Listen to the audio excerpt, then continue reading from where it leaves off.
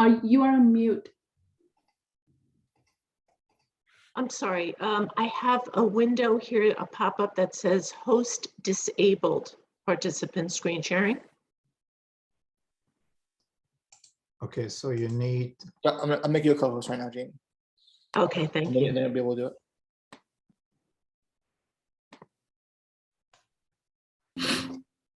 I try it now.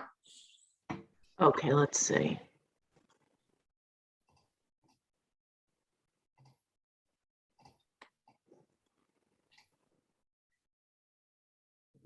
Okay, here we go.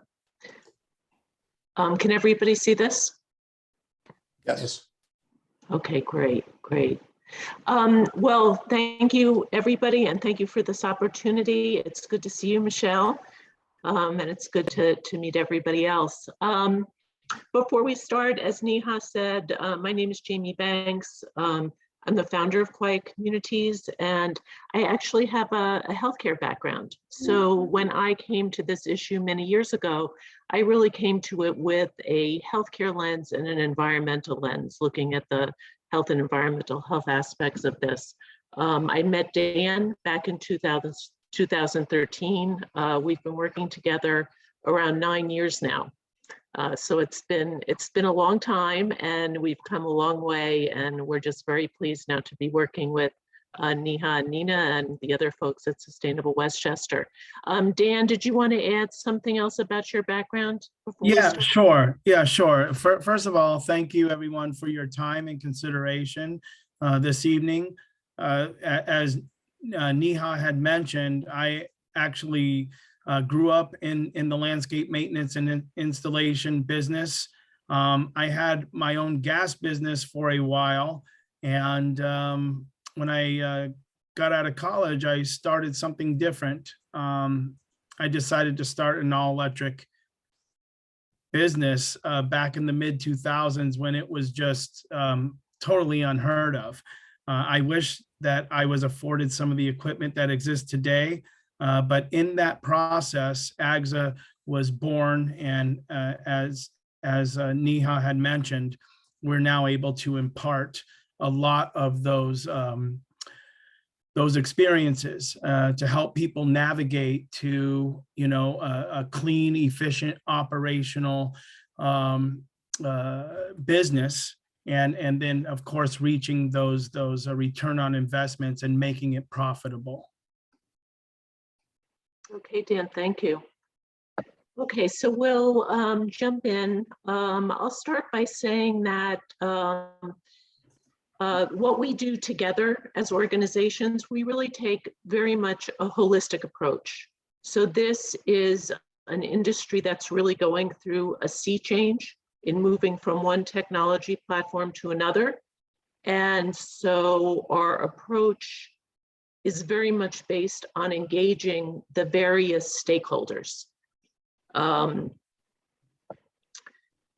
This is a list of the kinds of things that we do. Education is really at the core of what we do. We're going to talk about the AGSA Green Zone program, which is a multi-step structure program.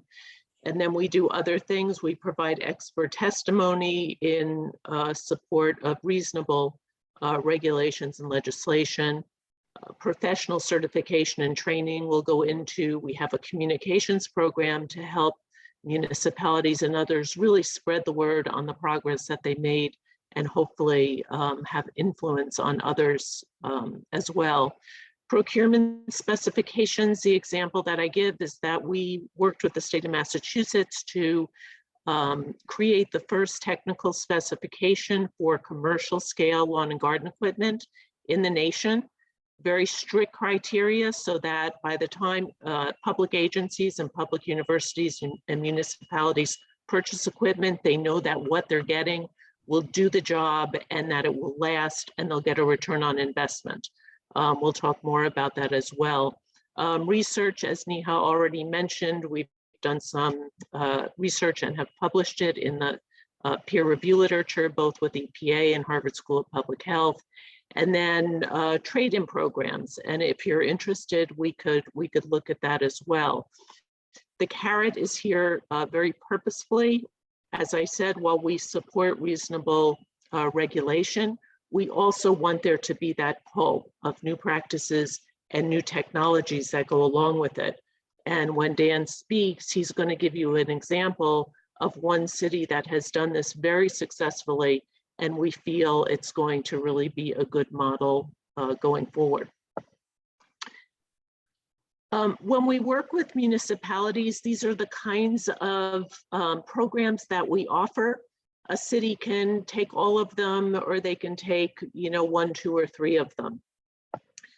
The strategic plan is often for larger municipalities.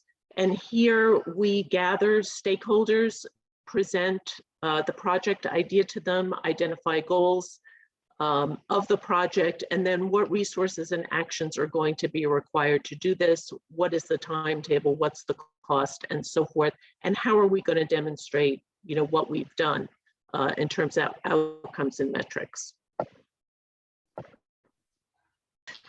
Okay, so the Ags Green Zone program. Before we start, an Ags Green Zone is a defined area of land that at minimum is maintained without the use of two-stroke equipment. So two-stroke engines and two-stroke equipment are all of the what are called handheld tools. They're blowers, they're trimmers, they're chainsaws, pole saws, and the like, as opposed to non-handheld, which would be mowers and walk-behind tools. So it's getting rid of the dirtiest pieces of equipment and often some of the noisiest pieces of equipment first. And the nice thing about that is that it doesn't typically require a capital budget allocation. This is something that's in the budgets of departments of public works and so forth. And as tools get used and become defunct, they can be replaced.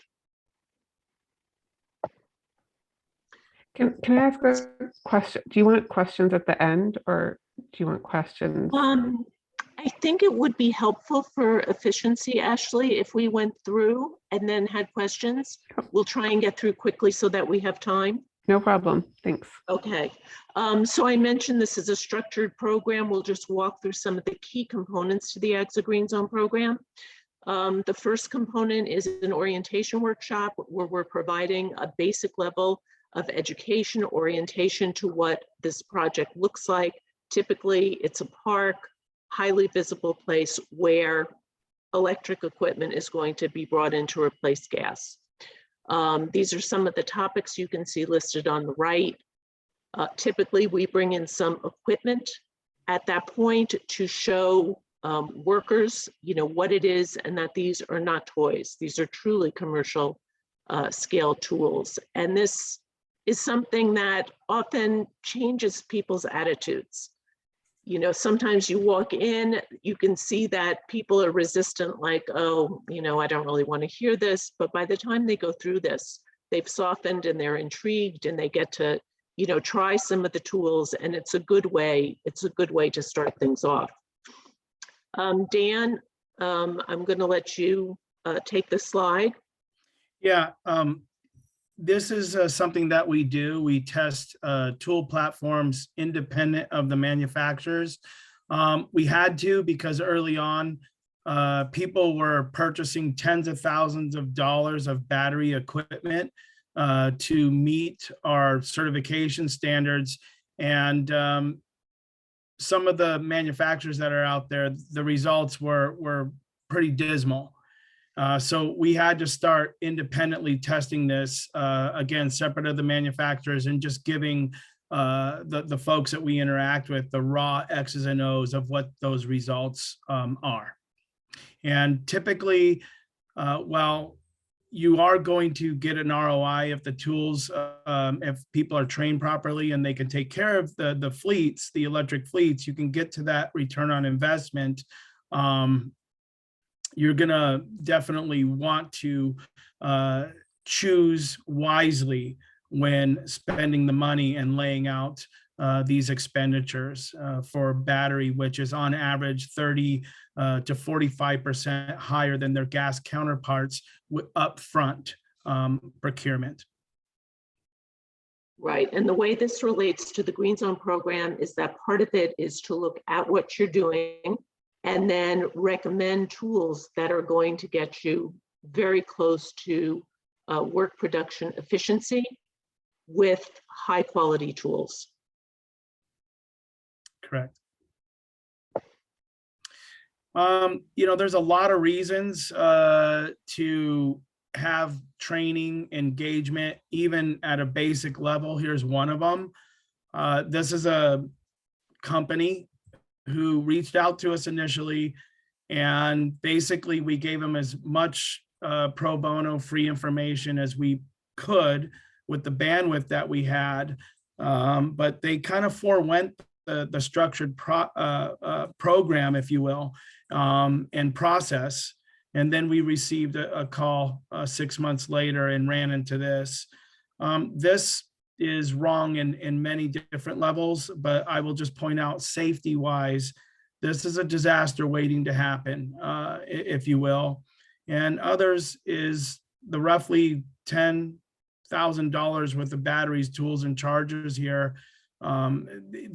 They're probably not going to make it to year 2, a lot of it, and they won't be able to utilize the warranty that's in place because this is just abuse and neglect.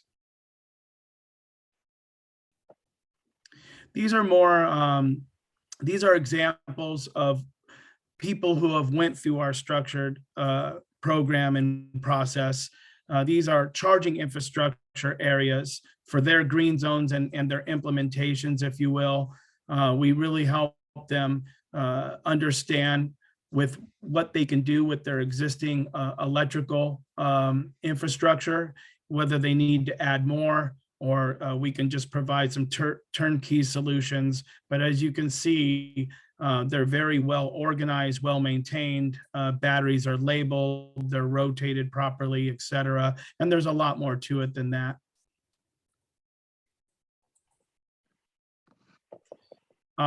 Education and field training, it's something that we do quite often. Our biggest project that we're on now is the LA Unified School District. They have over 1,000 campuses and over 200 grounds employees. We actually have to break this up into 8 different settings, but basically the workers take the online course first. It's a 15 lesson course. Then we conduct the classroom settings, either in person or remote. And then that is followed up usually by tool testing. But when I say tool testing, we try to facilitate, especially for green zone projects, a try before you buy test of the tools. That would be separate of the local person selling tools. We would set situations up with actual manufacturing reps and allow for extended periods of time of testing, so crews could really understand what they like best as far as the performance and the ergonomics and other things. And as I just mentioned, this is the online course. Anybody can take it, an individual. You don't even need to be from the industry. If you want to understand how to basically transition from this gas technology, the internal combustion technology, over to the lower impact technology, largely on battery electric, this would be a very informative course to take. Right, and I'll just add to what Dan said. So this course consists of 15 online lessons. They're short lessons. Each one has a quiz. There's a test at the end. So it's a very robust course. It teaches all the basics that someone needs to know to make this transition, starting with why is it important to be professionally certified in this new technology, going into the impacts of gas equipment and the benefits of battery electric equipment, then moving on to the differences in the technology. What's the difference between a gas engine and an electric motor in terms of simplicity? This has a lot of implications for maintenance and product life cycle and so forth. And then of course, operation, handling, repair, storage, setting up the right battery bank with the correct infrastructure. And lastly, things like battery repurposing and recycling and safety. Yep. So it's a very complete basic course. With all of our projects, there's an ELF analysis conducted. ELF stands for Environmental Landscape Footprint. So as you probably know, gas equipment has a lot of adverse impacts on health and environment. They emit air toxic and carcinogenic exhaust. There are greenhouse gases emitted. There's noise, harmful levels of noise, fuel spillage from mowers and handheld equipment upon refueling, toxic waste associated with all of the maintenance that goes into maintaining gas engines. This can be chemicals that come in non-recyclable containers. It could be all of the gas engine parts that get gunked up and end up being thrown into landfills and potentially contaminating soil and aquifers. And then fuel consumptions and costs. And we also do ROI analysis to tell you, when are you going to be able to reach an ROI, assuming things are properly taken care of? And then what do those savings from avoided fuel and maintenance look like going forward? Dan is going to walk you through an example of South Pasadena that became the first AGSA Green Zone city, how it happened originally and what's happened since then. Yeah, no, thank you for that, Jamie. So we use the term lead by example. This is an example of that. It's a small city in Southern California with roughly 80 serviceable acres of green space, meaning hardscapes to blow off, turf to mow, hedge trimming, line trimming, and so forth. Next slide, please. So how did we do this? Well, first we started with their crown jewel park, Garfield Park. It's almost 10 acres, 5 acres of turf. We worked with their public works and the vendor that they hired to maintain the city's grounds. And we were able to convert this park to all electric. That was the standard that they wanted for routine maintenance, using battery electric and people-powered tools for heavier seasonal workloads and heavy tree work and chainsaw work. Of course, those are the concessions. But I would say for this operation, 90% of the impacts come from the routine maintenance. Once we were able to finish Garfield Park, it was all data-driven, and the metrics were so favorable that they decided we want to do the entire city. Every single city property that you see listed underneath there was assessed and then converted and then certified. So what has this led to? They did this over 5 years ago, and they finally got around to enacting a ban on gas leaf blowers, but they felt it was very important to set that example first. This is just some examples of what they had, the no gas South Pass Day.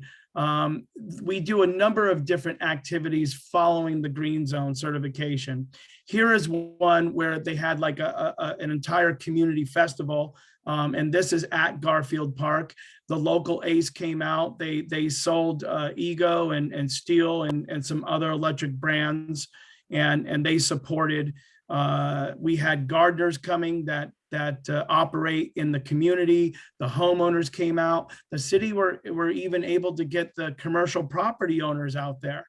And we also had a couple of AGSA certified Service Pro companies there to interact with the gas companies to really set that example. And then lastly, mayor, city council, and then State Senator Portantino, who actually was instrumental in funding California at a state level to help fund, some lawn and garden initiatives for the private operators. But So Dan, this was a commendable work that you did, and I know how proud you are of this. But I really want us to look at the next slide, perhaps, where we want to see something happen closer to home, right in their backyard, right? Well, no, and we want to also open absolutely. for Q&A real quick, because I know, Yeah, okay, all right, I'm sorry, That's- it's an example, and it's a template, so.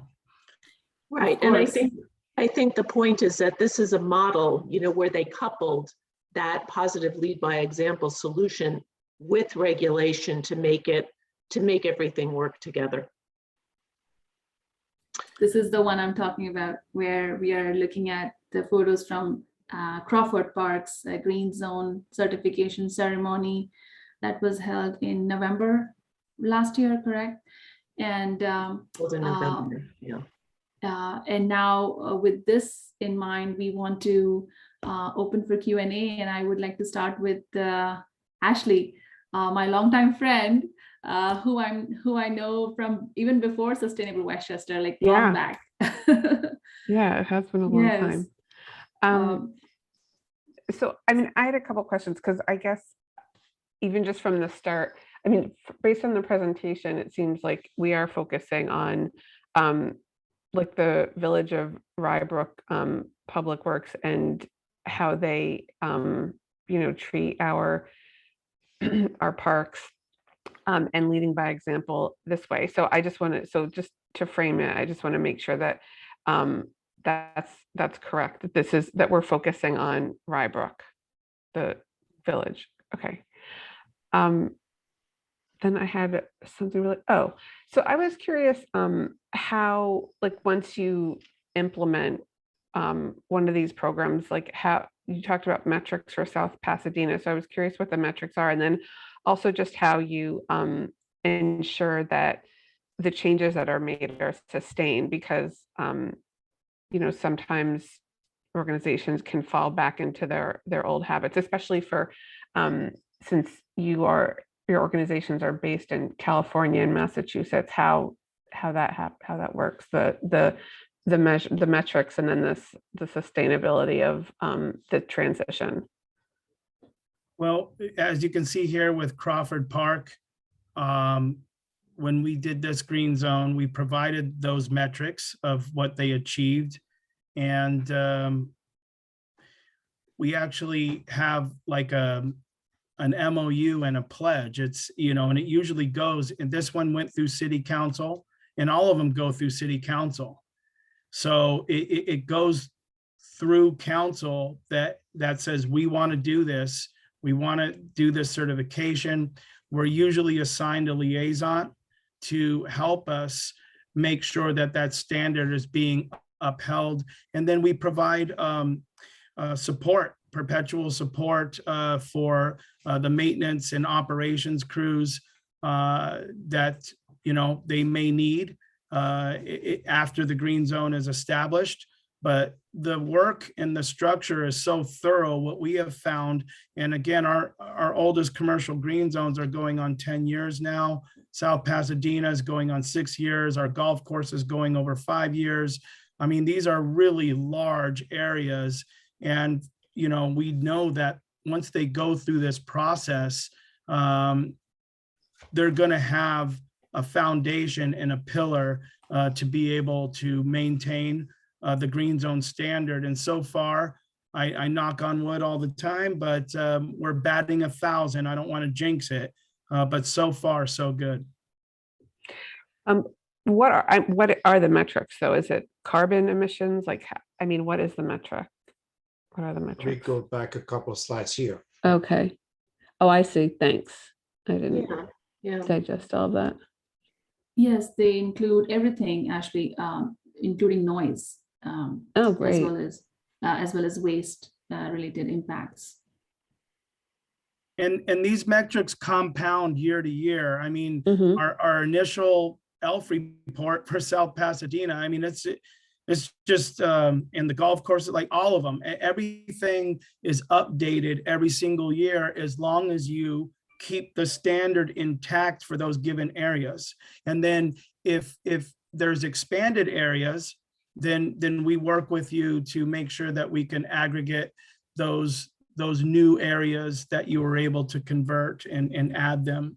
So it's actually a fluid metric that gets compounded every year, or when you add to it, taking more gas operations out of service.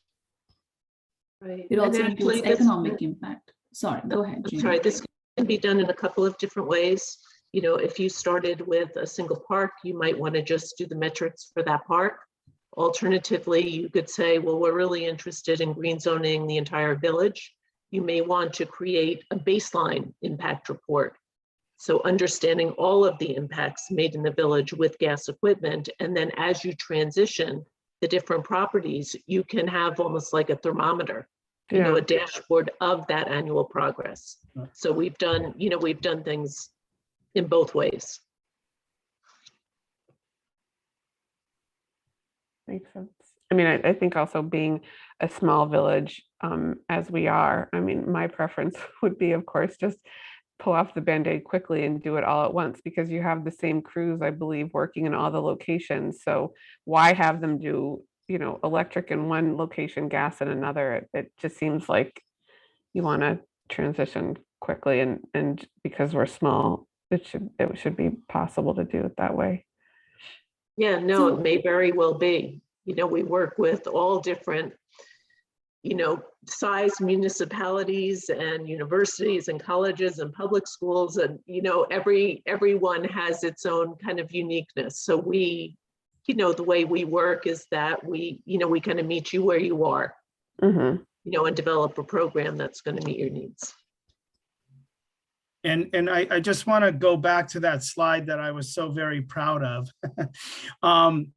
They were, and you don't have to, well, I just wanted to verbalize it, but once the green zone has been established, it's perpetual. And it's a staging point for the village to do these various activities. And center those activities around what the village has accomplished, and setting that example. And that does include, again, the homeowner and commercial property owner education, because I just do want to stress that they would need to be educated as well, not just the gas people using the gas stuff, but converting the village first. Then you can start to reach out to the private companies that operate within the city. And doing it this way usually yields some very positive results, and it lightens and softens the landing on any kind of ordinance or ban that may be considered. And that was the gist of what was discussed at the Board of Trustees, and the mayor brought this.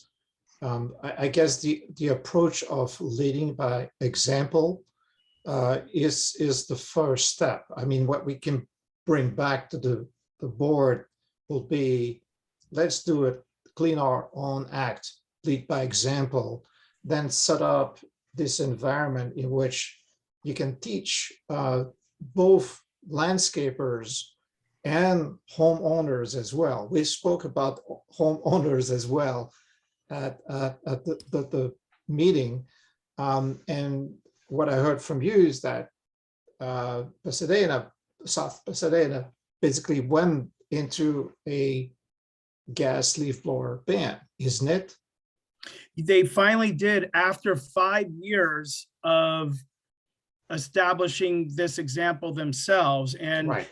they just contracted us to come back and do 6 more workshops.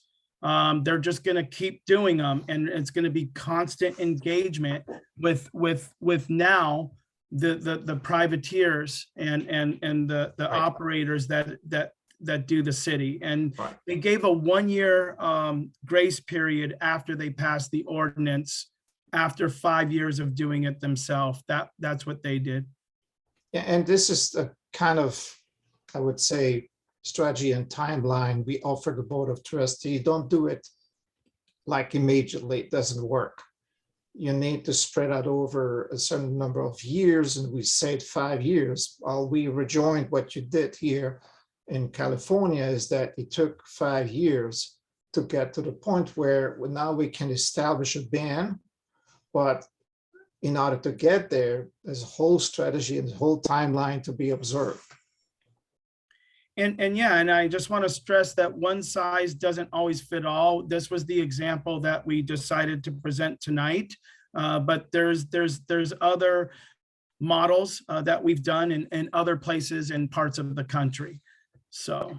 Yeah, I mean, Larchmont is a very, it's the same in that they're pursuing things, but they're doing them very much in parallel, time-wise.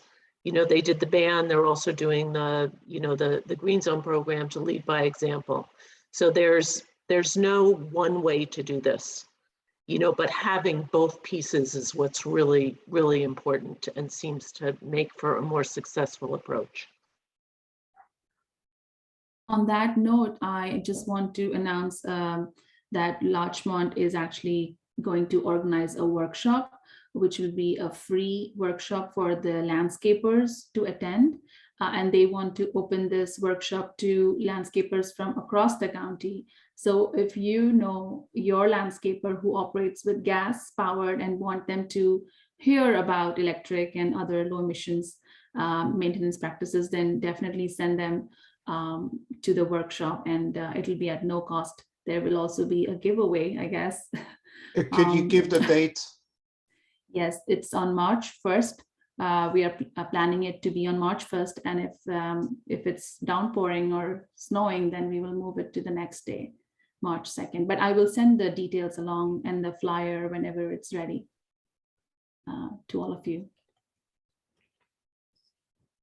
I have a bunch Any more other- questions, yes. but I don't want to dominate if other people have questions. No, okay.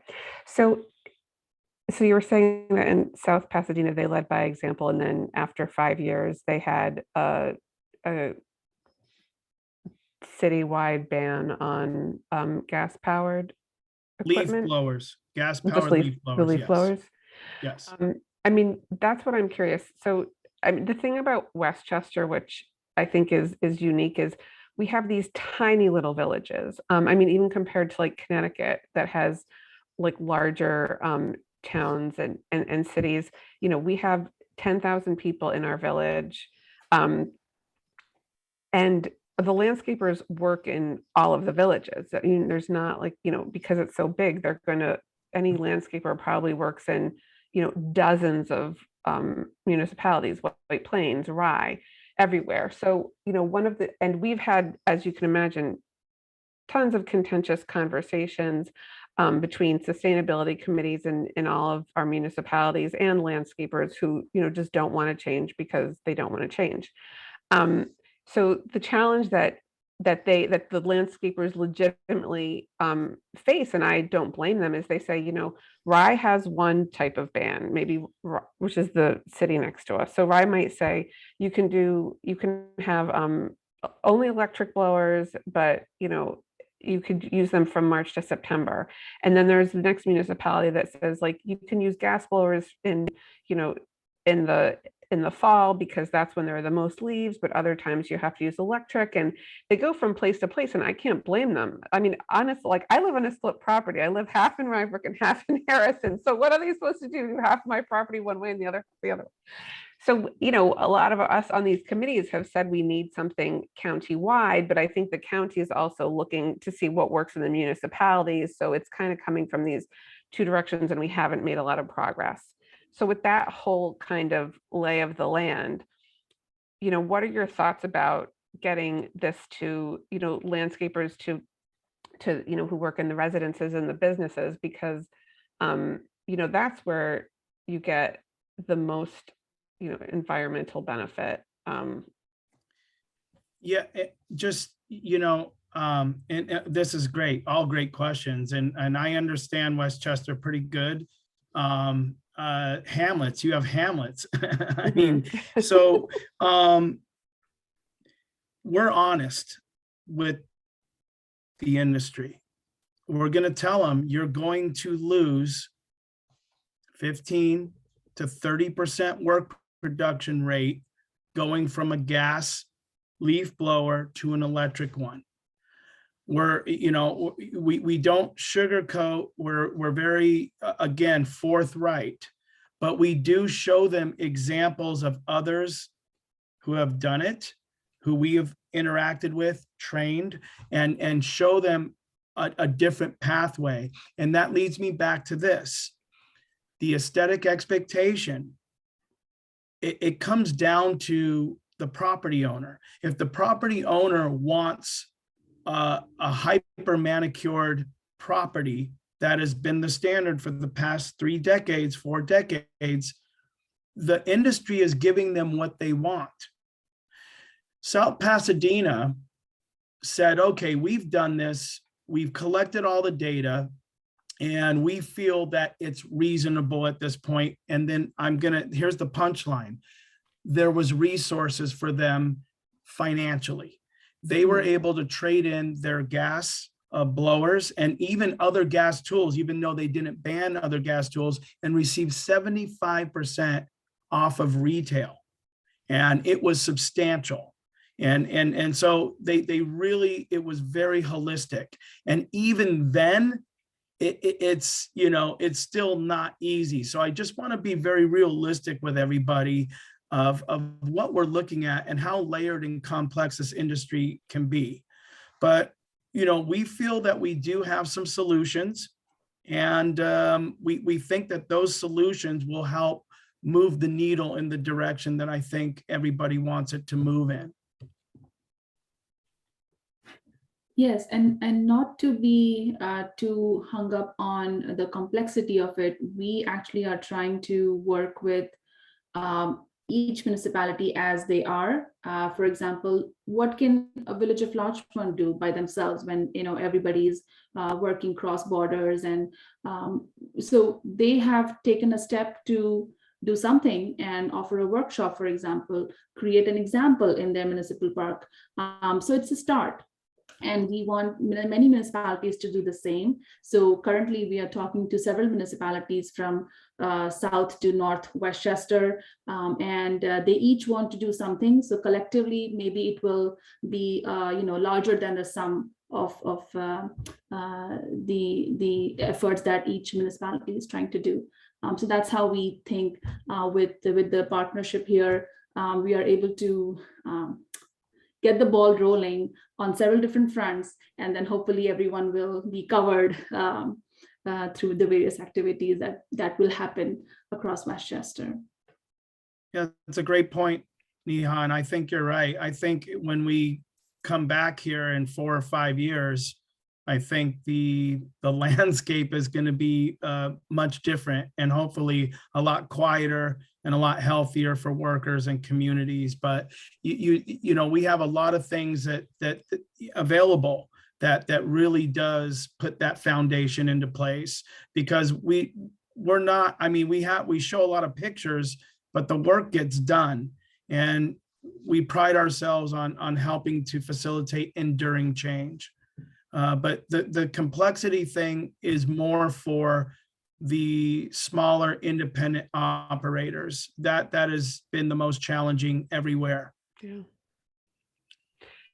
So I have another question, forgive me because it's kind of blunt. So I mean, I have a landscaper that I've worked with for 5 years, and they have all electric equipment. They have electric blowers, electric mowers, they drive a Prius, and they just plug their stuff in while they're at my house and use it.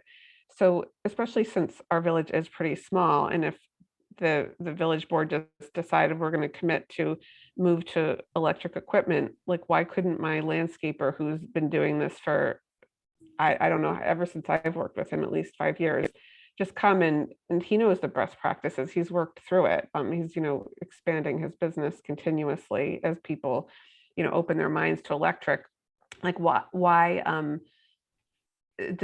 would sort of a training by him be, you know, not adequate compared to doing this kind of more like sort of Well, laborious I have a process? couple of questions there. Do you have in-house workers, or does Rybrook contract that work out like South Pasadena? In-house, It's right? okay. So you have village or town city workers that maintain the grounds. Now, if you decided that they're not going to do it anymore and you're going to contract it out to that company, No, I who just mean doesn't, I'd hire him to train them. Because that's a lot of what okay, you're well, talking about, I going and mean, showing how to store the I equipment. don't, you know, if you feel that there's another source, Ags is just a resource. We don't know if they have large mower experience. We're just not sure. I mean, if you're telling me they're driving around in Priuses, this doesn't sound like an operation that has a lot of municipal experience. We know Mhm. that municipal is an animal in and of itself. I mean, it's game on. It's the big leagues when you go into municipalities, even small ones. So if you feel that that operation that does your home is qualified to train your workers there, then perhaps that's a resource you should look into. You know, that's why I was asking you to let me know what are the gaps in that hypothesis. I'm Oh, totally I open can to I can telling answer the to gaps. that. Yeah. I can answer I to thought I that. just gave it, but you know. Yes. Yeah, no, definitely you did. But Dan, I think you are modest in that way, because I will say that Dan's whole business and whole expertise lies in training and education. So it's a completely different business model than what a landscaper does, you know, actually unintended or not intended in working in the weeds. So we definitely think that, you know, you need to be an educator to be doing this kind of work. And then not only that, they also test various equipments that are in the market. So they have spent years and decades, in fact, testing different platforms, different tools, different, you know, scales of operations, and bring that, again, that education Yeah, to the And users. what I you wanted to also say is that perhaps we have to look at a package because we need to establish as a village the baseline. We need that study, that research. We need to be able to go back to the board. That's what you're using on a yearly basis, and these are the effects. Then we need to, it's whole package. I believe we have to consider here. and you know, I come from the gas industry and converted to electric. The electric born companies, they just, you know, they have a different economy, if you will, with their businesses. I don't know if your Gardner, Ashley, is electric born or were they gas and converted. But I would just say this is what we do all the time. That's all. I just want to make sure that we're hitting like a nail with a hammer and not a nail with like a big sludge thing. You know, I just, since again, like, I mean, I'm not a landscaper. All I know is that these guys seem to, you know, it's like you said, it's how they do it, and they know how to do it. And since we are just a small, you know, I just looked up how many acres, like Rybrook has 100 acres of park, but they include Crawford in that. So, and Crawford's already taken care of by Rytown. So I just, because Michelle had said when he first, you know, talked about having you all come and present, he said, you know, there'll be different iterations of proposals and this and that. So I mean, I guess the next step would be anyway to have a proposal, and then we would see, you know, just like the level of work that would go into a village like ours. Sure. Yes, that's typically how we begin a process after a presentation. When we understand the needs of that municipality, then we cater our proposal to meet that specific need. So I'm hearing perhaps that you would want to create a certified green zone, AXA certified green zone as a first step, and would need us to create a proposal around Bridget's in that. charge. Yes. Oh, but what, you know, Village. the Board of Trustee a asked member. us to come up with a proposal, Mhm. right? So Yeah, that's that's what true. we're trying to So do that's here them. is like Yeah, they're the come ones up who decide. with a proposal. Robin, you're muted. Got it. What I think the strength of what you are proposing is not just that you know what to do, but that you know how to teach it. And I think that's what we're talking about here, because just because someone can do something and can do it well, does not mean that they could teach it. And so there's an educational component here in giving the landscapers an opportunity to rethink their business. And I appreciate the fact that you're not sugarcoating it, because there will be a cost involved, but we can recommend to the Board of Trustees that in order for this to work, there has to be some sort of support. As you have said that you have gotten the support out in California for the landscapers, and that was a little motivator. So if we really want this to happen, and we really want the landscapers to buy into it, both on the municipal level and hopefully on the individual homeowner level, we have to educate. We have to somehow budget for support for the landscapers, because it's going to cost them money. Correct. Thank you for That's that. exactly right. Yeah, I mean, there's some big considerations, you know. I know that when you're talking municipality, I mean, 100 acres, it's not huge, but it's a decent size right there. We're just not sure if other companies can scope, assess, do the reports, give access to multiple manufacturers, and just you know, have that type of experience and connections that we have. So you know, that will be for you folks to decide, but we're definitely really happy that we're being considered, and definitely look forward to getting you guys something over for your consideration. Jiho, you wanted to ask a question. Hi, I definitely think the lead by example approach does sound great, but it also does sound like it might potentially take a long time. So it'd be interesting to hear a little bit about what could possibly happen in parallel in terms of not only the town of Rybrook, but maybe it's education and outreach, or it's the leaf ban in a phased approach, not a total ban, but something we can do not in 5 years, but maybe start education now and slowly rolling it out. So I don't know if that's if it's one or the other, or if we could see some options that do have some work going on in parallel, lead by example, and also education and outreach, and maybe some partial progress toward a total ban in gas powered leaf blowers. Yeah, no, absolutely. Jamie, please. That's what, you know, I think we were trying to convey, that this can be done in any number of ways. You know, Larchmont has a ban that it started with, and it's doing a green zone program, you know, kind of in parallel. So it's doing both, you know, so it could, the timing can be done in any number of ways. Yes, Larchmont went in with the ban first, and that was the most stringent, strictest of the ban we have ever heard of in the Northeast region. And now then they added the green zone, certified green zone. And now they're also adding workshops to that to, you know, educate and give the skills or information in the hands of the impacted local landscapers who will have to take that burden on when the ban is being implemented. And I do want to add to that too.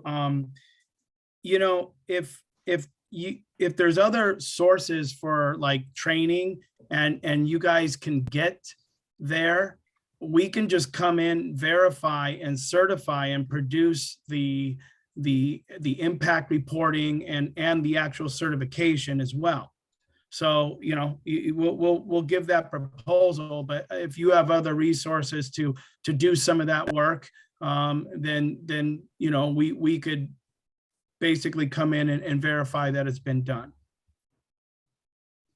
And Do you train online? Do you send someone in person? And how much backup do you give? Like, can the individual, well, in this case, if it's just the municipal landscapers, can they call you? Do they have X amount of hours that they can call? Yes, absolutely. And I love the questions. We typically do, like, everyone does need to go through the online course first. I gave LA Unified School District as an example. Again, 200 employees, and they were just having just such fierce resistance. And the feedback that we received is once they did that course, it kind of got their guard down a little bit, and it just, you know, it put them in more of a neutral attitude. And then it's either remote or in-person classrooms, and then field training if needed. So, you know, and then every single green zone we've established, we have great relationships and definitely are able to impart any support and backup. And we would put a reasonable amount of consulting hours in there, and they would be at standard consulting rates that a lot of people charge nationwide for municipalities. It's not going to give you sticker shock, but we support our green zones. Yes, big time. I'll give you one quick example. Sorry. USC in the city of Ojai, they both were using this one particular manufacturer, a good one, but they went through some changes with their hardware on the equipment. And then it started having some problems. And we were called and they're like, hey, the dealer's not handling this. So, you know, if we have to, we have enough juice to call the manufacturers at that corporate level and say, look, you're getting all of this nice optic of these tools being operated in these areas, and bad news travels fast. I think you need to get somebody over there and get on this. So it's just a little example. You know, we support these green zones because we take pride in them, and you know, it's going to be probably in perpetuity. And you would probably have to give us some kind of cost breakdown so that we would be able to bring this to the trustees as an advisory board, so that they would know what the different options were. And then perhaps then I live in a development that has its own landscaping group. And then I could also give that to our management and they could decide whether they would want to do it, because I would imagine it would be separate. They may or may not be able to tag along with the municipal landscapers in Rybrook. So I think we would just need to know exactly what the cost would be for all of this so that we could make a case for it. Well, I think those crews would be able to tag along. I mean, if we, yeah, if we did a workshop and they're in the area and people are invited, I wouldn't think that they would be excluded because they're not a municipal crew. So I would think that they would be included. You know, I'll go ahead and refer to Jamie and Neha on that as well. But I would say that they would be included. They would be in the initial, but all the follow-up professional development, I don't know if they would be included in that. No, that's going to be reserved for the municipality. Right. But the workshops impart an awful lot of information when you guys do conduct them. Right. So there was that. It's just, I know that if you don't use it, you lose it. And if we're going to present this to the various landscapers, we would have to give support, or they'll say, oh, well, that was nice, and then they'll move on. Mhm. So I just wanted to know how that would be laid out so that we really could get them to be. The one thing I would say is that we have to warn these folks that within 5 years, we're going to have to be electric. And if you dangle the ban in 5 years, these people are going to have to think about it. I don't know. I don't know how we would be able to convince them or prove that to Well, them. I mean, this I seems- agree with you, but I don't know if that would be enough of an incentive to say that, because sometimes predictions are made and then they don't happen. And some people may just say, oh, well, we'll take our chances. Robin, Yeah, do you have a homeowners association? Yes. Okay, so the homeowners association could hypothetically say, we want to have all of our landscaping done electric in whatever, 2, 3, 4 years. Right. Our RFP, when it gets renewed, is going to start to build in some of those requirements. Mhm. So whoever is bidding on that project is going to have to meet those requirements. And Dan, why don't you elaborate a little bit? That would Yeah, work. yeah, I'll give you Yeah. Prologis as a clear example in the city of Westlake Village. They are going to use the AGSA Green Zone standard just as a standard. We will come in there, we've already done green zones for Prologis. They're a global logistics company. They have over 25 vendors just in Illinois alone to handle their 330 buildings. And basically, they're just saying, we started with one vendor, we proved the model out. It's proved out enough to where we're going to go on to our next project. And they're saying, they're going to tell everybody, look, moving forward, and they're going to phase it out in 2 or 3 years. We're going to use this green zone standard. We're going to bring AGSA in, and they're going to tell you what the standard is, but they're also going to show you with every advantage that you could have of how to obtain this standard and not lose your shirt. Mhm. I think that would work. So didn't Sustainable Westchester was a host or co-host of the event at Crawford Park to showcase the electric equipment? Remember we talked about that? Was AGSA, were you all part of Yes, that? AGSA's representative was there. Oh, great. And they brought in 3 different equipment manufacturers to showcase their commercial scale equipments. And we had attendance from municipalities who sent their DPWs and Parks Department staff members to try and test out. Some were already using some of those equipments, and they just wanted to see what else is out there. And some were thinking of buying new equipment. So it was helpful for them to interact with the vendors themselves and get the firsthand information. Did we get any of the regular, I mean, I know I talked to Michelle about this a little bit, to try and get some of the landscapers like Robin was just talking about, or did we, and I don't know if, they were reached at that event, but I'm wondering if any of them came. I don't know. There is an opportunity on March 1st again for them to try Yeah. equipments, as well as listen to get a flavor of what the AGSA's workshops and education and training is all about on March 1st. And it's open to anyone, any landscaper in the county. I just want to give the chance. Bridget is our chair. I guess we have a task here. If you don't mind, do you have any question, or perhaps close this presentation? You're muted. I think this is great. My only questions are really more about budget, which I know we have to work on. I would love for this presentation to be given to the board, the village board, because I think they would find it really helpful and interesting as well.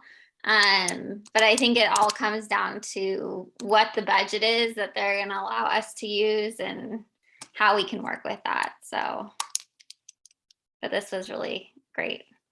Since we recorded this, perhaps we can share that with the trustees. Stephanie was not on this call today, but we can start with that.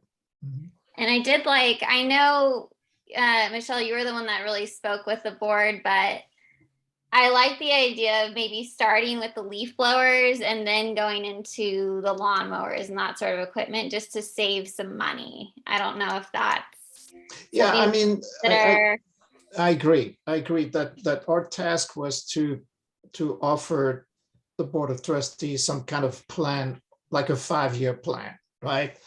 And somehow AXA will come back with a proposal that lays out what the steps are. The lead by example is the first step. Obviously, the 100 acres of parks in Rye Brook would be the first target, but also, split out all the parts that entertains the education side, the workshops, and somehow the research, the baseline, what we need to establish. And then it appears that it's just going to go by itself. It's going to have its life by itself, because people start to listen to it and see it happens in the village. And there are workshops where we can think about the birthday party for Rye Brook, having AXA stand there or something like that. We can talk about all these things. But what I wanted to do is let's ask Dan and Jamie to come up with a proposal and go back to the board with that. Okay, well, and Bridget, just one quick thing. Yes, start with blowers, but what we now know is that, like, hedge trimmers and weed whips, weed whackers, when you add them, you don't have to ban them. We're not even saying ban anything, but there's economy in purchasing those 3 core tools that are used, because the work production rate capability, depending on brand, is very close to gas, if not equal, when it comes to those tools. So the big outlay for this will be for the electric blowers, which will be the most expensive proposition to convert.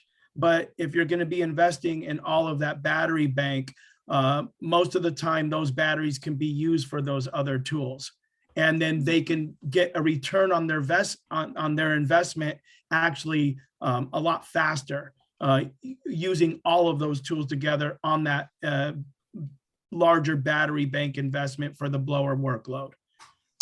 okay, that makes sense. Do we know, like, what's the inventory of products that are, equipment that's used currently? I think there's only 5 groundskeepers or less than that even that go around, and so they can't have that many pieces of equipment because there's not enough people to need a huge amount of equipment. So I also just wanted to mention, since I had thrown out the 100 acres, that Crawford Park is 35 acres. So by my math, we have 65 acres remaining in Rye Brook to take care of. Yeah, I don't want you to put the that's- wrong. I don't want you to put the wrong number in your proposal or something. and not all because of I that feel- is grass either. yeah, sure. No, it's gonna be, It's a lot of basketball things are court. factored in, but don't be afraid.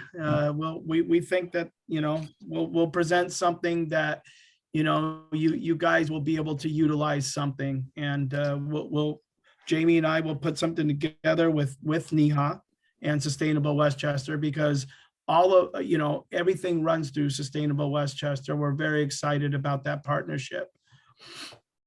I know you said that South Pasadena got, I'm assuming, some sort of government grant for like 75% back, probably Yes. from the state of California. Yeah. I don't know, Michelle or Neha, if you know if there's anything like that in New York that we could take advantage of, because that would be a big incentive, I'm sure, if we could say, oh, we're going to get like this much off of the price as well. Yes, we get asked that question every time we present this, and unfortunately, as you can imagine, the answer is no. There is no clear grant earmarked for this purpose by the state. However, through the clean energy campaign work that has happened in many municipalities, the grid rewards, community solar, CECA participation, many municipalities have earned a lot of the CEC awards through NYSERDA, which they are utilizing to create, provide these programs to their communities. So many municipalities are using their NYSERDA's grant funding to spend on electric landscaping now. But that said, there have been 3 different senators who have proposed, different variations of the bill. 2 of them are actually one is going to provide a rebate to the commercial landscapers. I think a few years down the line. I don't remember exactly the timelines related to that, but through that state funding, there will be a rebate offered to, for commercial landscapers to purchase equipments. And then another bill is going to ban the sale of all gas-powered equipments in the state of New York. So whether or not we want it, the change is coming. Whether or not landscapers are paying attention, the change is coming. Many municipalities are passing bans locally, but also state is taking some matters into their own hands by providing these incentives and stick approaches. After hearing from so many constituents about the noise and the harmful effects of landscaping that is occurring around them, especially exacerbated by the pandemic, many elected officials are eager to provide solutions. So we are encouraging municipalities to, whether or not they have a clear funding available, to try and think of this as a way to help their local businesses, the landscaping businesses, adopt and be ready for that change whenever it comes. Neha, do you know if there's any kind of letter writing campaign or something to reach out to these senators to show them that we as community members, as voters, support what they are trying to pass? Because that might be very helpful. Yes. And you noticed that picture of Crawford Park, Steve Otis was there. Mhm. Is he one? He's one of the Science and Technology Chair Yes. at New York Senate, Assembly, sorry. Right. Assembly. I'm tired. But yes, I can send you the links of those Senate bills that are on the floor currently, and we can all send our support for those Exactly. bills. Because I think that might be somewhat helpful if they know that a lot of people are supporting their fight for that. They might put a Yes. little extra oomph in it. Sure, will do.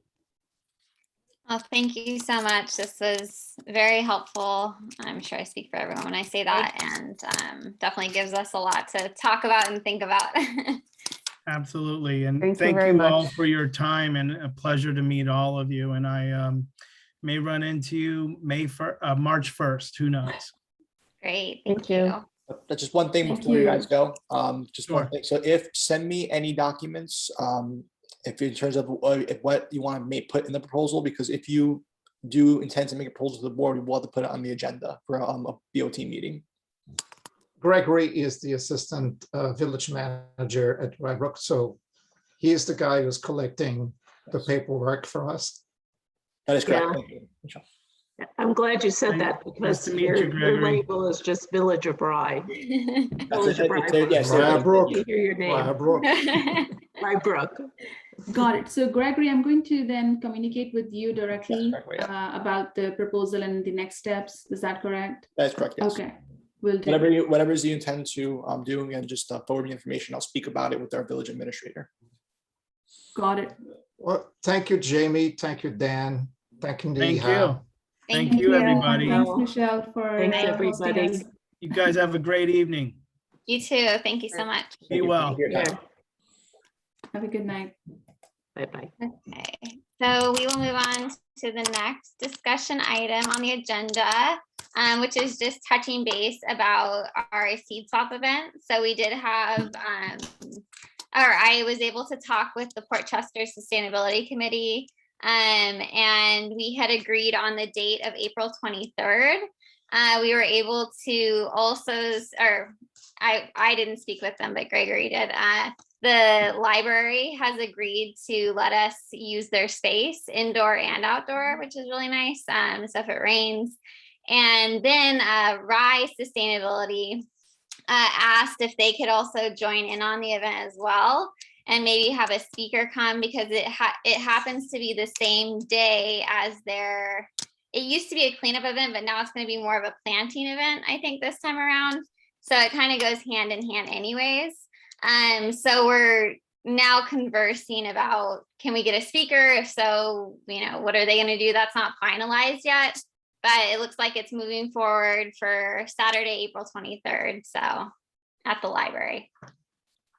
Just one thing I want to add in that, Bridget. So yes, that is pretty much all correct. So yeah, so Melissa Greco, who's, from my understanding, Rye Town's like sustainability specialist, she reached out to me regarding this planting event that Alex used to help coordinate. So I was helping her coordinate that as well. It is going to be in the same day at as the moment, the Rybrook Senior Center.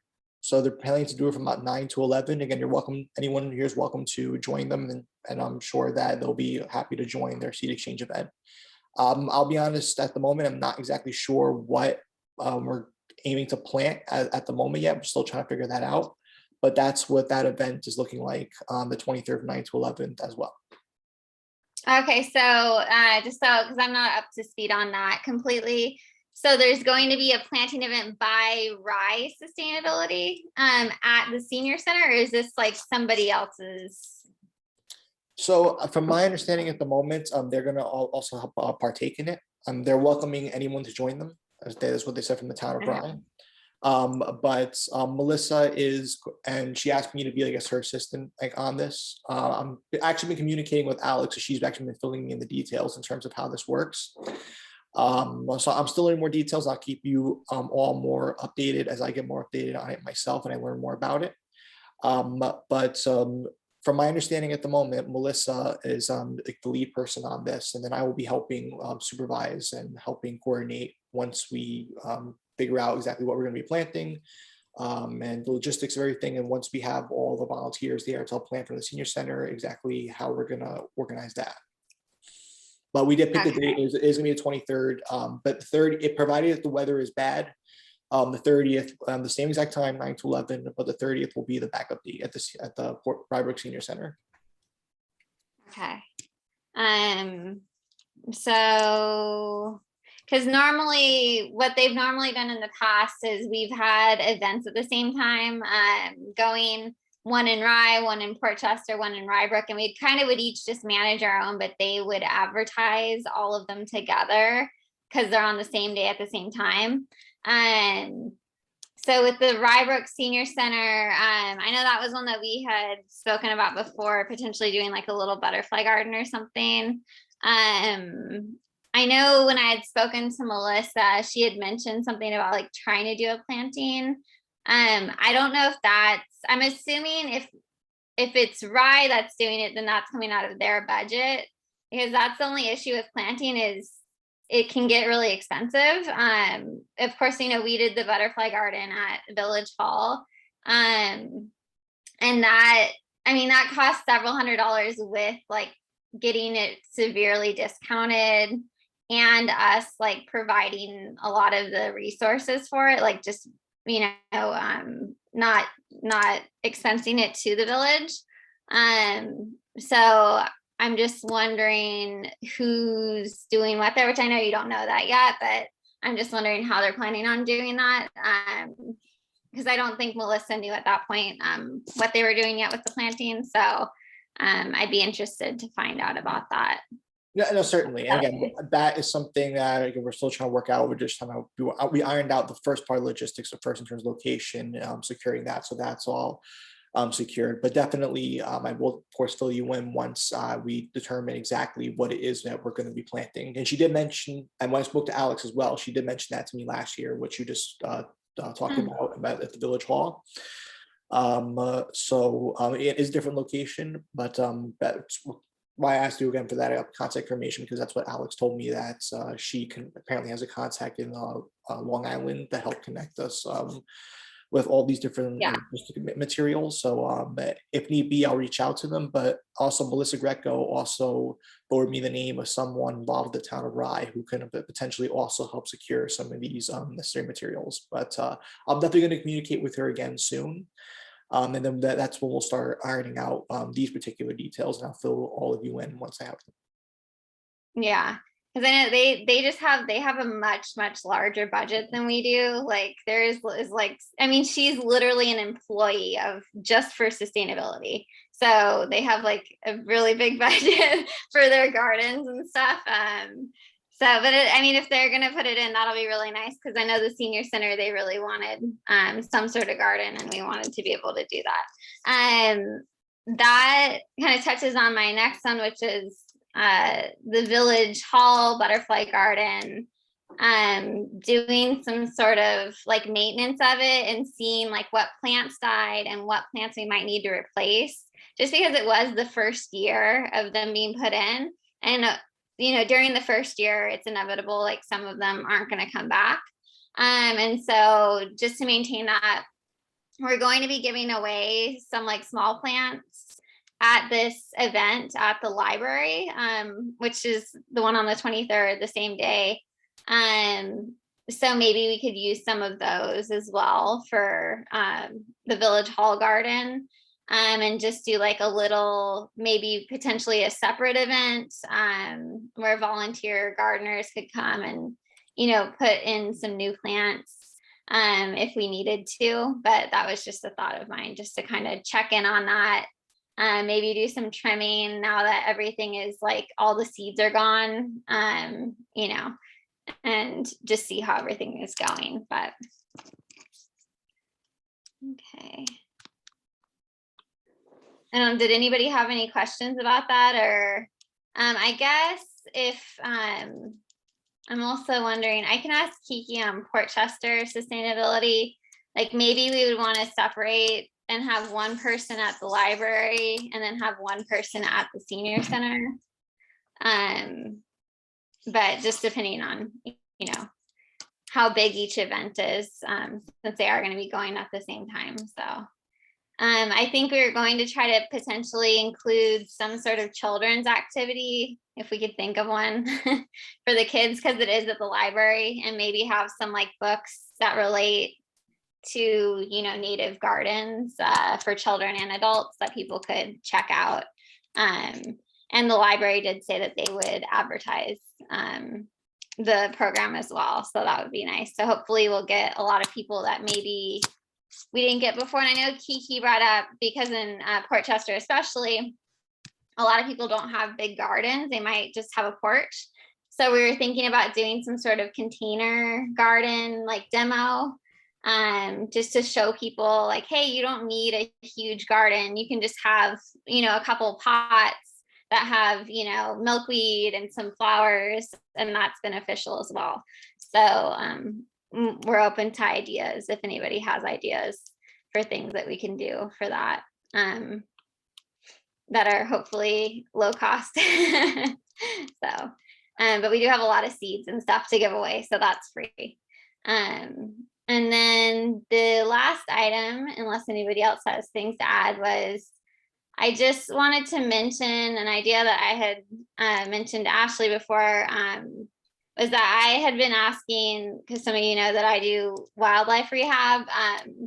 Some people around town were building me nesting boxes for like owls and other wildlife. And I was actually looking at the New York State report on, the local owls around here. And they really do need nesting boxes because all these old growth trees are being cut down.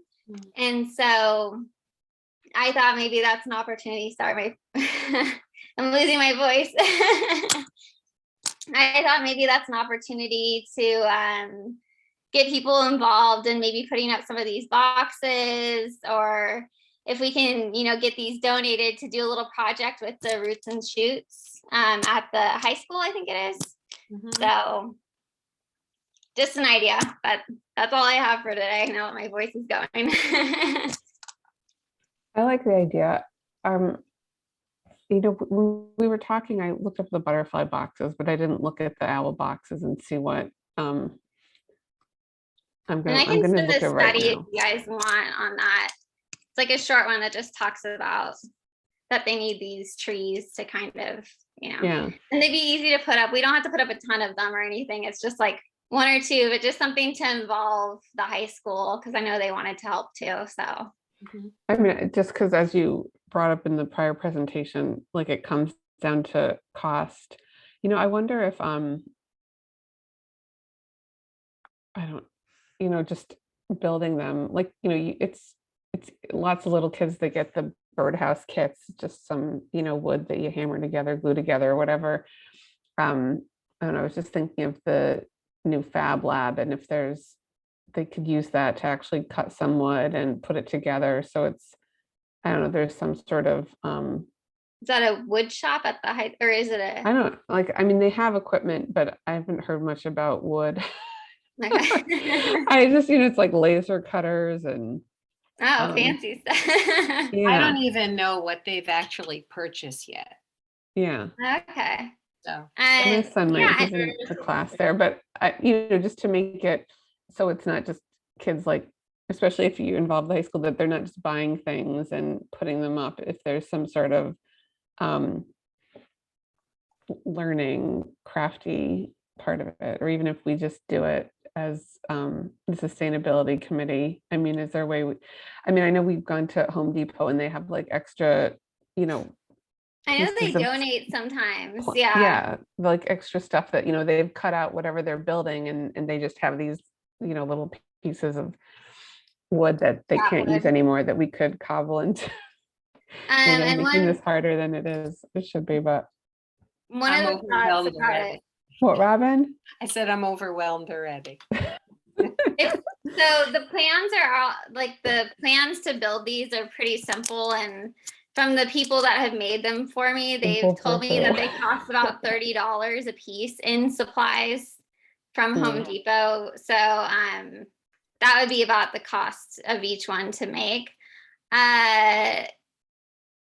As far as like a learning opportunity, my thought was to number the ones that we put up and actually observe them, like have the high schoolers observe them and see what activities are going on. And that would be good for us to be able to show, the village and the impact that it's having on the environment, us putting up these boxes. So, but there's, we can put up everything from owl boxes, to butterfly boxes. The owl ones have a little more impact because I know for a fact that there are owls around here and that a lot of the old growth trees are being cut down now because they are old. People are like, oh, I don't want that in my yard. So they cut it down. But the problem is that means there's no nesting cavities for these, beautiful owls. And we actually have some birders here in town that I was talking to about the owls, and they're like, yeah, you don't see them as often anymore because there's only like a couple trees left. So if we can provide these boxes, it would really help the population. And I think it's something that people would enjoy, looking at.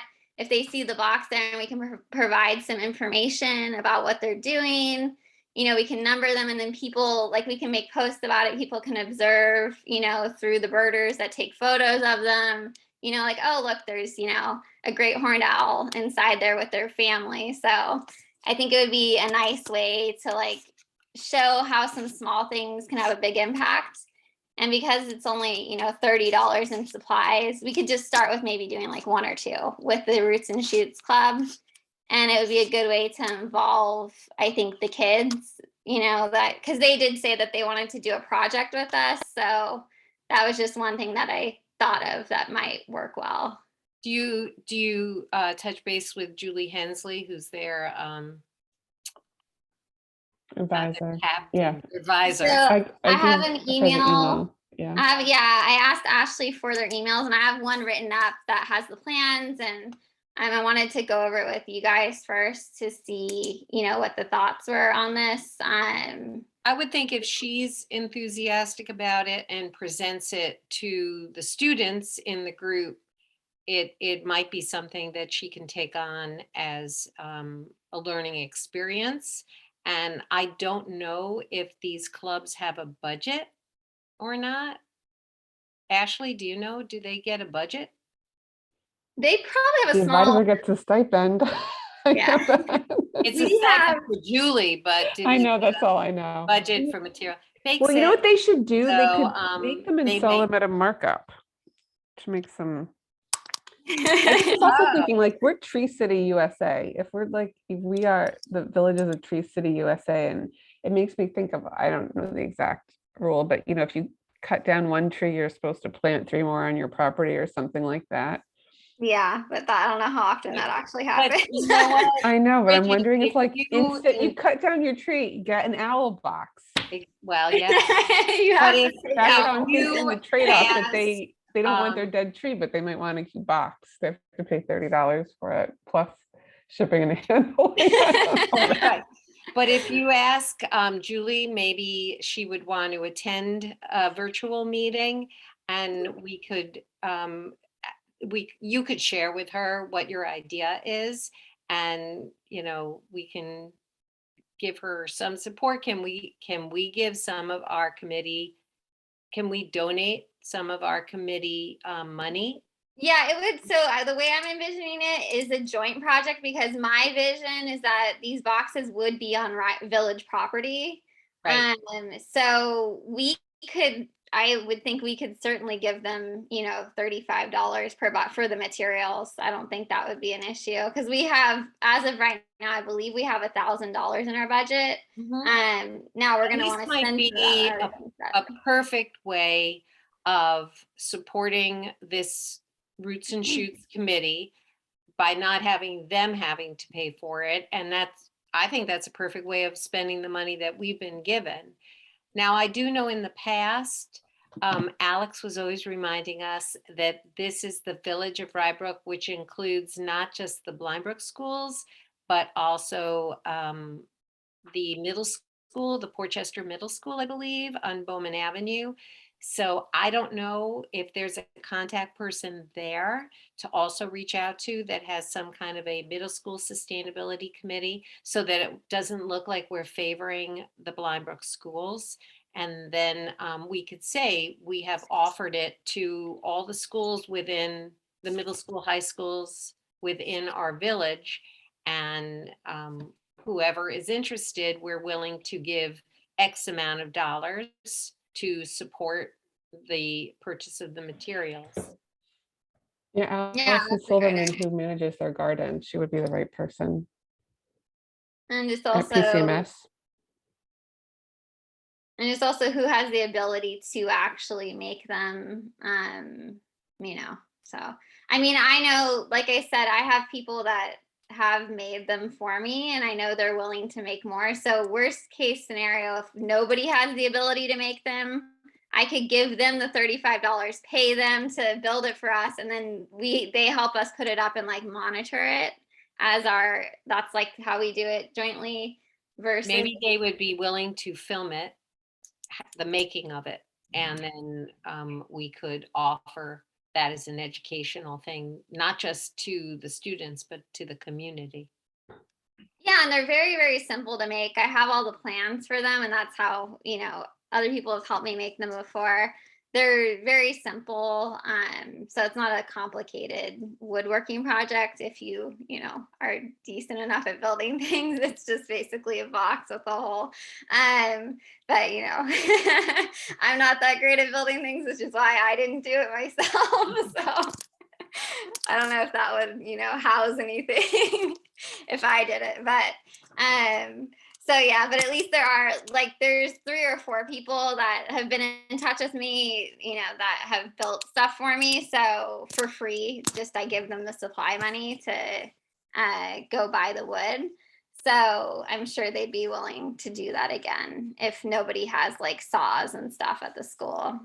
Because of course we do want it to be like actually useful box, not just I mean, hopefully you would hope it's, you know, going to be used. So, but Yeah, so we can see, and I know a lot of high schools have wood shops. I don't know what the Blind Brook High School has in particular, They, so, they have saws. okay, They Yeah. have that, the basic stuff. yeah, They have 3D printers. I don't know if you can make them. We should 3D print the box. That's a good idea. That would be a little more than $35, but they do have, Would also be Cost us about plastic. $300. that'd be like $500, but yeah. Yeah. Oh, great. So what I'll do is I have a draft email written up to them. So I will send that and see what they say. And then if anybody happens to have the email for Portchester, I can also look up and see. I know the middle school down the road, they do some sort of sustainability stuff, but I don't know if they have an actual club that does that. And of course, they're a little bit younger too, so I don't know what their ability would be to like go out and check things, or if they would want them doing that. But I can definitely email just like the general email and see if they I think You that know, would be a good idea. participate. See, Greg, you're Yeah. supposed to keep us in line like that, because we get all we get all Blind Brook, because we No. are all in the Blind Brook school system. No, I'm in No, Portchester. not too. Oh, that's true. That's true. Bridget, then you should keep us in line like that. My neighbor is actually a teacher Come at on. Portchester. But he's at the elementary. He's not at the middle school. Of So course, I am still in the that district, one's but not- just a quick question. I can swear, isn't the high school also like so the Portchester High School is also in Rybrook, so don't a lot of Rybrook's residents also go to the Portchester High School? No, I don't. They do? Or and not a lot of them, but a significant amount. yeah, so maybe I'll contact the high school because that's actually just right down the street too. So I will contact them and see, so that way we're doing both high schools. And I'm Is sure they is probably- that in the village? The high The school? high school isn't, but 30% of Rybrook kids go to the Portchester schools. Right. But They're that's, but it's not in not the physically, Blind Brook but school PC, system. right, the high school's not physically in Rybrook. But if the boxes are placed in Rybrook, I don't. Yeah, I'm not saying against them. I'm just saying I'm just answering the question Okay, about who's I'm where. saying, how do we get Just around the trying to follow the technicalities? We just provide materials, or yeah. So I will reach out to the Portchester High School as well, and if they're like, oh no, then I can reach out to the middle school. So we'll see what they say. But the middle school is actually in the village. Yes, it is. So, and I think that was all that was on the agenda, unless anybody has anything they wanted to add. Oh, one thing I wanted to mention, Gregory, is there's somebody that has emailed, or not emailed, messaged through our Facebook page several times about the compost station at Village Hall being messy. And they're kind of like, pestering about it. Like they're saying, I guess it's the trash bin is like overflowing a lot. I don't know if it's because it doesn't get taken out as often as like the other bins do. I'm not there as often as Catherine was, because she used to compost a lot and I do it at my house, so I don't go as often. But they keep sending photos of the trash bin overflowing. So I said I would bring it up. So Thank you. That's what I'm I'll look into it though. and I know last time I was there, it didn't look like there were any liners in the compost bins. I don't know if that's like a new thing or if they fell down. I didn't see any liners. So We went the other day, there were no liners, now that you mentioned. So maybe they're not doing it anymore. I don't know. And I know Alex had mentioned with the compost stations that they were going to be moved shortly, but they're still in the same place. So I don't know if that's going to happen, or if there's any updates on that as far as that goes. But because I think that was like several months ago, they said it was going to be a few weeks away, and then it's still Unfortunately, moved. I don't think it's going to be any cleaner just when they Yeah. move it. but because that was going to be behind the fire station, I think is where they were moving it. So, and then they were going to put up some sort of signage as well, to tell people where it was. And they were building like a corral, I think, for all the bins to go into. But I haven't seen it, so I don't know how far along that is, but something to think about. Well, Can that I also ask, Alex used to tell us what the tonnage, I guess, the amount of compost that was being picked up, because that's now on I think it's on the invoice that comes every month. And I would like to know if we're increasing, decreasing, staying the same with how much we're composting as a village. because this will be now a few months into us, because Port Chester is also allowed to put their compost into our into the Rybrook compost area. So that's only been going on for, I don't know, maybe 6 months now, 5 months, 6 months. So yeah, I wonder if it's gone up a lot. I mean, every time I've gone, they seem to be pretty full, so which is good. So that's something I can look into. I can get that data for you. Okay. But just one thing before I spoke about some beginning. So, because I know Trustee Fisher isn't here, but I know a lot of you had questions about when the governor's executive order expires, can we continue to host meetings on Zoom?